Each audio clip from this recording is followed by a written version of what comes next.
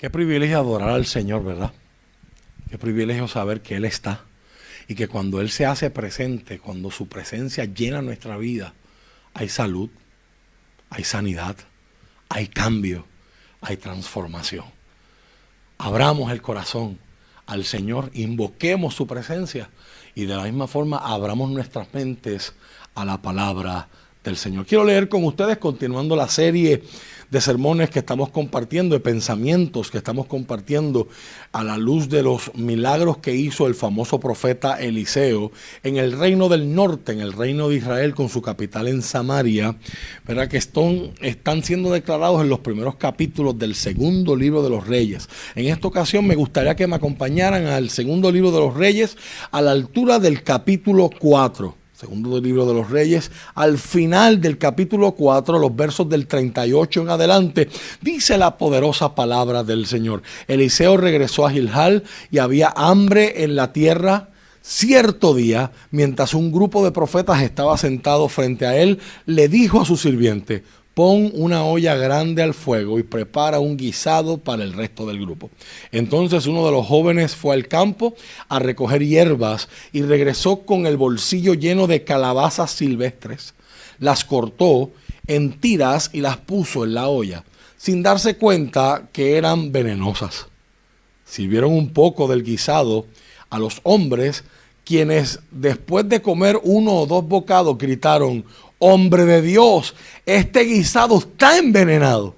Así que no quisieron comerlo. Eliseo les dijo: tráiganme un poco de harina.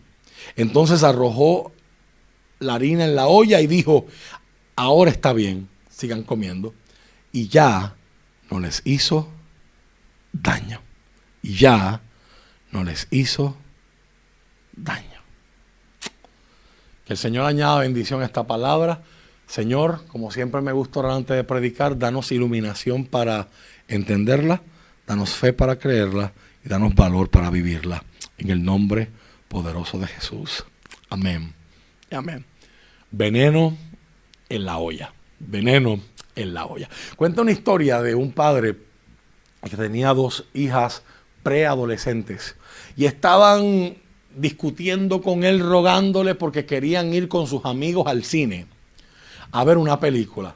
Como padre responsable, él se puso a verificar la información de la película y vio que la película estaba clasificada R. Le dijo: yo no las voy a dejar ir a ver con sus amigos una película R, que yo no sé el contenido que tiene y que no se supone que sea para menores.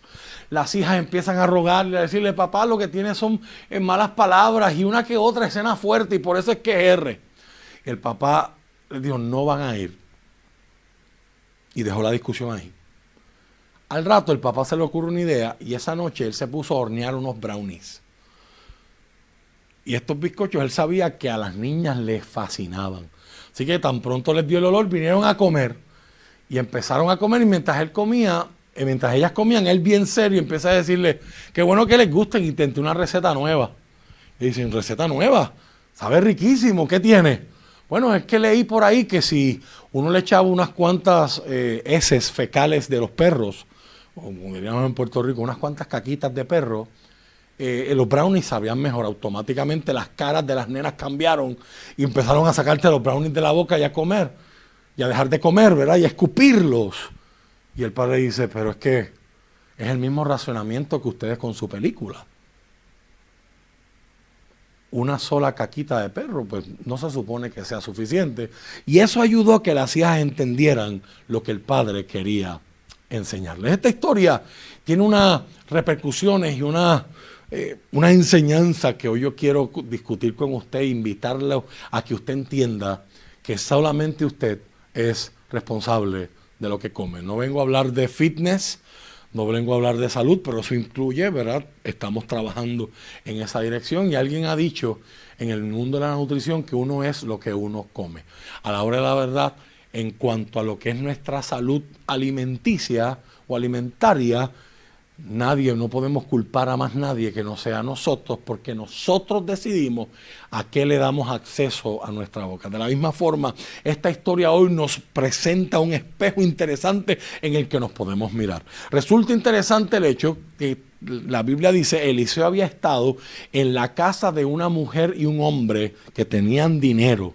Y el Señor había usado a Eliseo allí para hacer milagros, había sanado a su hijo, el Señor ha hecho cosas tremendas. Parecido y paralelo a lo que Dios había hecho con Elías, era con la famosa viuda de Sarepta.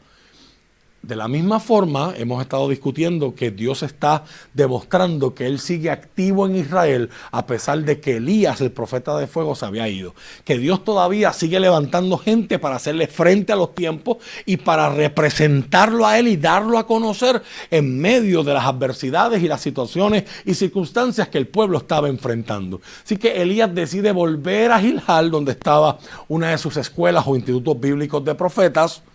Y mientras están allí, dice que había un gran hambre en la tierra. Esto es interesante porque todo este momento de la historia, Israel se encuentra en un coqueteo donde ellos tienen que decidir si el dios de Siria, Baal, que era el dios representado por una estatua que tenía un relámpago en la mano. Baal es el que envía fuego en forma de relámpago, es el dios que hace llover. Su esposa Acera era la diosa de la fertilidad cananea, la que hace que las mujeres queden embarazadas y la que hacía que la tierra produzca frutos. Y por el otro lado, Israel había conocido al Jehová, al Dios verdadero que los había traído hasta aquí.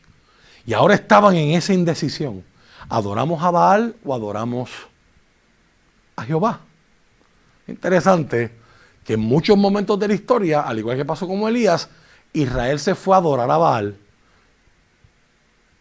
Y irónicamente, Baal, el dios de la lluvia, no había hecho llover porque estaban en una hambre. Si hay una hambruna es porque no ha habido cosechas. Si no ha habido cosechas es porque probablemente hubo sequía. En otras palabras, un momento bien parecido al que estamos viviendo nosotros. Son momentos de adversidad, de reto, de escasez, de estrechez para muchos de nosotros. Ahora, como decíamos el viernes, hay veces que Dios permite que toquemos fondo para que nos demos cuenta que Él es nuestro fondo, que Él es la roca en la que podemos apoyarnos, sobrevivir y seguir hacia adelante. El hombre del Señor, Eliseo, nos da una tremenda enseñanza aquí sin palabras. Él se pudo haber quedado en la comodidad del matrimonio de la tsunamita y la casa de ella y de su esposo. Sin embargo, él decide volver donde su gente, donde había necesidad, y hacerse solidario y empático con ellos. Mientras este background, esta circunstancia de hambre los rodea, uno de los estudiantes de Eliseo decide ir al campo a buscar para hacer un guiso. La Biblia dice que el campo era un campo silvestre. En el original hebreo, la palabra que se usa es una palabra que se refiere a campo silvestre. En otras palabras, es algo que crece natural, no ha sido sembrado lo que está allí. Y él estaba viendo en ese campo silvestre algo para poder echar a esa sopa o a ese guiso, a ese potaje. Y él ve una planta que tenía como unas calabazas pequeñas, eran unos calabacines, en inglés le dicen squash. Y él las toma, las rebana y las echa en la sopa.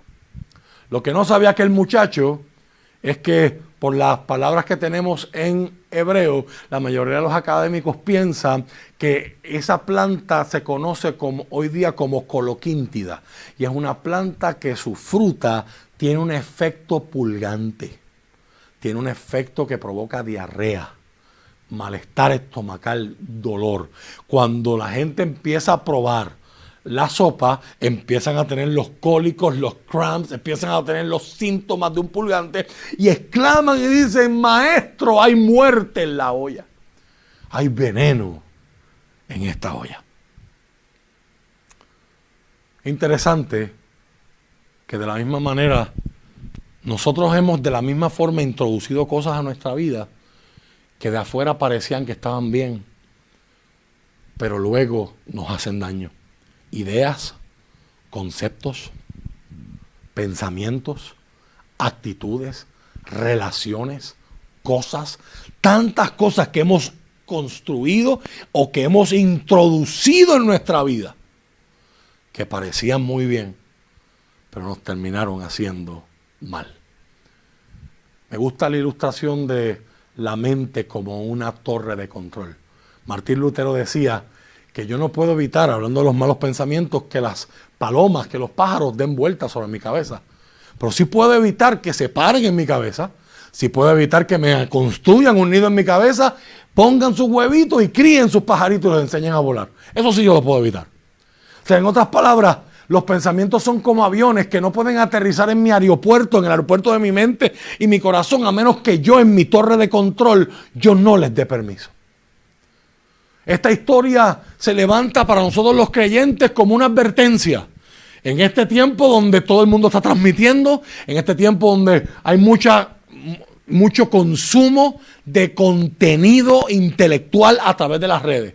Estamos viendo películas, estamos viendo documentales, estamos viendo videos de música, estamos viendo memes, está todo el mundo haciendo videitos en TikTok. Y eso, una cosa es entretenerse y perder el tiempo, pero otra cosa es consumir. Cosas que yo veo, que medito en ellas, que las acepto y después son peligrosas. Peligrosas. Por ejemplo, había un escrito que yo veía hace un tiempo atrás donde todo el mundo está diciendo, usando la metáfora de que no todos estamos en el mismo barco, seamos empáticos, porque estamos todos en el alta mar y en la tormenta, pero algunos van en yate, otros van en yola, otros van en una balsa salvavidas. Y eso yo lo entiendo para enfocar la empatía. Pero debajo de eso, si usted analiza esa premisa, lo que hay es relativismo. Lo que hay es que cada quien brega como sea. Y eso no es lo que dice la palabra. Lo que dice la palabra es que si usted quiere salvación, solo hay un barco. Se llama Jesús. Solo hay un bote de salvación. No hay 1000 botes, no hay 1000 caminos a Dios. Es uno y se llama Jesús. Hay gente que escucha esto y lo va a rechazar porque en el mundo y en la sociedad posmoderna que estamos viviendo, esto puede ser tildado de exclusivismo, de un mensaje arrogante, algunos dirían hasta mensaje de odio. Pero esa es la predicación de la palabra. ¿A qué le estamos dando acceso en nuestra vida? El apóstol Pablo decía que las malas conversaciones corrompen las buenas costumbres. Hoy yo te invito, hermano y hermana que me escuchas en la fe, a que te des cuenta y hagas un examen. ¿Qué cosas le has dado bienvenida? ¿Qué contenido están viendo tus hijos mientras tú te acuestas a dormir? En este tiempo donde la estructura normal de los horarios normales se han trastocado. Estamos pendientes de lo que estamos consumiendo, no sea que después seamos envenenados por cosas que nos hacen daño. Podríamos dar algunos ejemplos, ¿verdad? Pero yo creo que con los que hemos esbozado la gente entiende. Estamos viviendo en un tiempo donde, por un lado, la gente quiere correctamente valorar la mujer y que la mujer no sea denigrada por su sexo femenino y ganar menos que el hombre y esté al mismo nivel, pero luego vemos esas mismas mujeres cantando canciones de reggaetoneros que lo que hacen es que las humillan, las pisotean. Entonces es como una disparidad, ¿no? ¿Qué cosas le estamos dando bienvenida a nuestra vida? Yo no estoy criticando al artista X, artista Y, artista Z. Usted decide qué usted come. Pero los efectos de lo que usted come aquí y come aquí, los va a experimentar usted y los va a experimentar su familia. Así que seamos cuidadosos. Cuando se levante el clamor de que hay veneno, ¿qué hace Eliseo? Eliseo dice, tráiganme harina. La realidad es que la harina no tiene propiedades químicas aquí, mágicas de nada, pero es un símbolo interesante porque si usted recuerda, en la casa de la viuda de Sarepta quedaba una vasija con harina y una vasija con aceite. Y el Señor multiplicó esas dos cosas para que hubiese comida en la casa de esa mujer pobre para sostener a Elías, a la mujer y a su hijo todo el tiempo de la sequía. La harina, muchos han puntualizado que representa la palabra de Dios. El aceite, la presencia del Señor. Si tomamos esos símbolos y los extrapolamos y a eso le unimos que la harina, con harina es que se hace el pan, La harina de trigo es el elemento principal para hacer el pan. Jesús en el Evangelio según San Juan declara: yo soy el pan de vida. El que tenga hambre y sed, venga a mí y coma. O sea, el símbolo del profeta usar esa harina no es que le está atribuyendo milagrosamente propiedades mágicas a la harina. Es que él está creyendo en fe que Dios puede utilizar ese elemento sencillo para hacer una obra sanadora. Y así ocurrió. Una vez que la harina cayó en esa olla, en ese caldero, se arregló la sopa, se arregló el sancocho, se arregló el potaje. De la misma forma, hoy yo he venido a decirte en este domingo, principio de semana, que de la misma forma, el Señor tiene poder para neutralizar los efectos del veneno que nosotros nos hemos comido. Quizá hay gente que me está escuchando en esta mañana que está sintiendo efectos de veneno que se comieron cuando eran pequeños. Estoy hablando ahora en aspectos emocionales. Te empezaron a decir, quizás hasta tus padres, lamentablemente, que eras un bruto, que tú no servías, que a ti nada te sale bien, que no entendían cómo una muchacha como tú podía estar todavía de pie porque no sabía dónde tenías la cabeza. Y cosas como esas comenzaron a calar dentro de ti y las metiste dentro y se convirtieron en parte de tu identidad. Y hasta el sol de hoy sigues produciendo daño en tu vida, veneno. Hoy yo vengo a decirte en el nombre de Jesús que en Jesús hay sanidad, que en Jesús hay perdón, que en Jesús hay nuevos comienzos, que en Jesús hay salvación. Y quiero cerrar con eso, de que en Jesús hay salvación, porque la Biblia menciona que todos nosotros hemos sido envenenados con un veneno de capacidad mortal y se llama pecado. El único que puede vencer ese veneno es aquel que no conoció pecado, que fue tentado en todo, dice la palabra del Señor en la carta a los Hebreos, pero fue sin pecado. Aquel que venció y triunfó sobre el pecado puede darte sanidad, puede darte perdón, puede darte libertad, puede darte salvación en esta preciosa mañana, si así tú se lo permites. Quiero terminar recordando esa canción hermosa de Blessed, limpio soy, cuyo coro dice: no hay nada tan sucio que tú no hagas limpio, que tú no hagas digno. Tu misericordia me limpió. No importa cómo estés hoy, cómo te levantaste hoy, cómo te acostaste ayer. Recibe esta palabra, recibe el amor del Señor y date cuenta que los brazos de Dios están abiertos para ti, no cerrados. Que hay oportunidad de volver a casa, que hay oportunidad de ser rescatados, que hay oportunidad de que recibas la palabra de Dios, el pan de vida que saciará tu hambre y tu sed para siempre. Padre, gracias por permitirme predicar esta palabra. Te pido que bendigas a mis hermanos y que bendigas todos los que han visto esta transmisión, que sea de bendición y edificación en nuestras vidas. Danos, Señor, sabiduría para escoger qué nos comemos y qué rechazamos, qué nos hace bien y qué nos hace mal. Y permite, Señor, que vivamos vidas llenas de tu bendición y llenas de buenas decisiones por parte nuestra. En el nombre de Jesús. Amén. Muchas gracias por acompañarnos en esta mañana. Que el Señor les bendiga y tengan un excelente día y una bella semana.